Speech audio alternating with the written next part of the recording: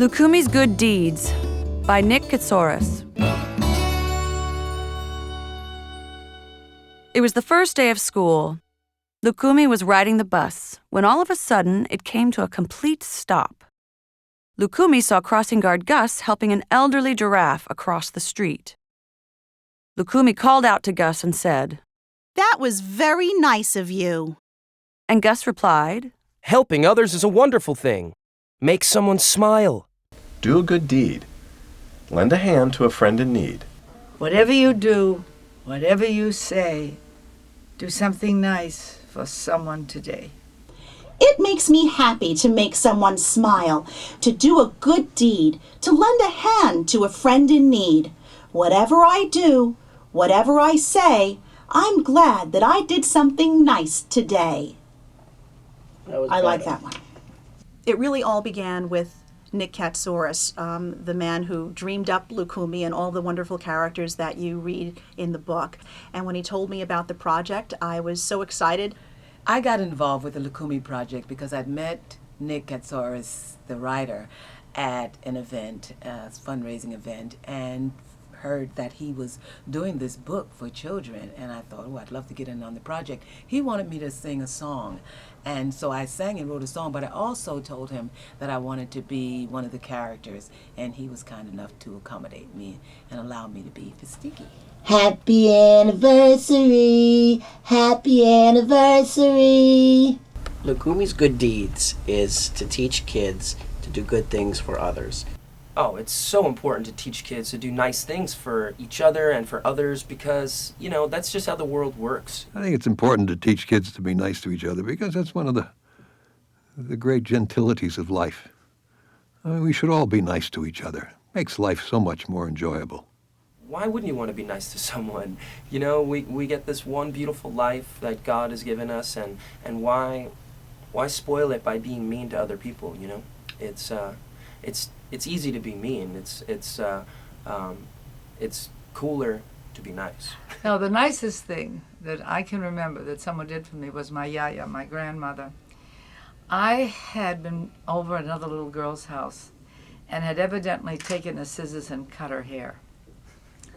And her parents got very angry at me, and they literally pushed me out of the house. And I went home, and it was the Depression. Both my parents were working, I think, for the WPA. And I was with my grandmother, whose name was Olympia. I was named after her.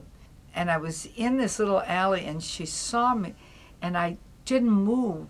And she came down, and Ella, she kept telling me to come. And finally I came, and they had evidently called her and told her what had happened. And she just took me in her arms. She never asked me why I did it. She never did anything like that. She brought me in the house, and I'm going to cry now. She gave me a bowl of yogurt, and she cut up bread, and she sprinkled sugar on it. And that's what I remember, how nice she was. Well, I think the nicest thing I've ever done for a kid, I was told in very recent years by a young man that I met many, many years after this actually happened. He came to me and told me that I changed his life. And I thought, oh, here's a man who likes I Will Survive. And he said, no, when I was 5 years old, I was in kindergarten, and all of us kids were being taught to write their names, and I just couldn't get it. And I felt really stupid and really bad. And you taught me to write my name and changed my life. The nicest thing someone ever did for me happened to me when I was working as a law clerk here in New York City for a federal judge. It was right after I graduated law school, and it was a 2-year clerkship, and one of the best experiences of my life. Then on the last day, I come into the office, and sitting right there on my desk is a box. And there's nobody around. I just see this box on my desk. So I open it up, and it's a pair of beautiful gold cufflinks. And I had no idea who gave me these cufflinks. I waited around in my desk. I asked around the office. No one knew who they were and where they came from. But an hour later, Daisy, the cleaning lady, comes in, and she starts smiling. And she says, "Did you like the gift?" I said, "Daisy, what are you talking about?" She said, "I gave you that gift. Those cufflinks were for me." And Daisy didn't have a lot of money, and she bought me this really expensive gift. And I said, Daisy, why did you do this? And she said, because every day when you came into the office, you said good morning to me. And that meant more to me than any gift I've ever gotten. And that was one of the nicest things that anyone has ever done for me.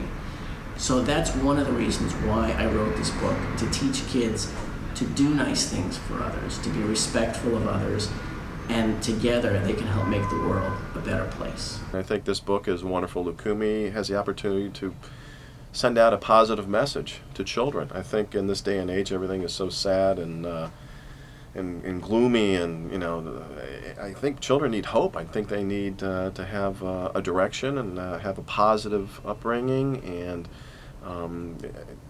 I believe that they deserve a fair shot in life, and anything that I could do to facilitate that, I'm going to. And St. Jude is an organization I go way back with. I first came to Hollywood to do a play with Marlo Thomas, and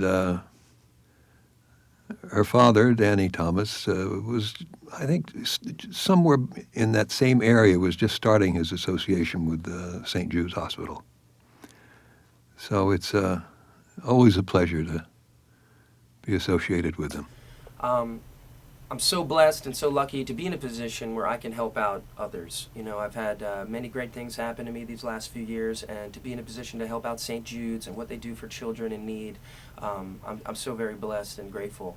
And grateful for Nick with this great book and this great series that he's been working so diligently on, and bringing all these talents together to help out for a great cause. This book is dedicated to Daisy and to the judge that I worked for, Judge Sukalis, who was always doing nice things for me and for other people. And it's also dedicated to the narrators of this book, Jennifer, John, Alexis, Frank, Gloria, Olympia, and Constantine, for donating their time and dedicating themselves so that we could help make a difference in other kids' lives and teach them about doing nice things. So I thank them for doing this nice thing to help other kids. Make someone smile. Take it slow, let it last a while. When you do, the whole world smiles with you. Make someone laugh. Tell a joke to friends after class. When you do, the whole world laughs with you.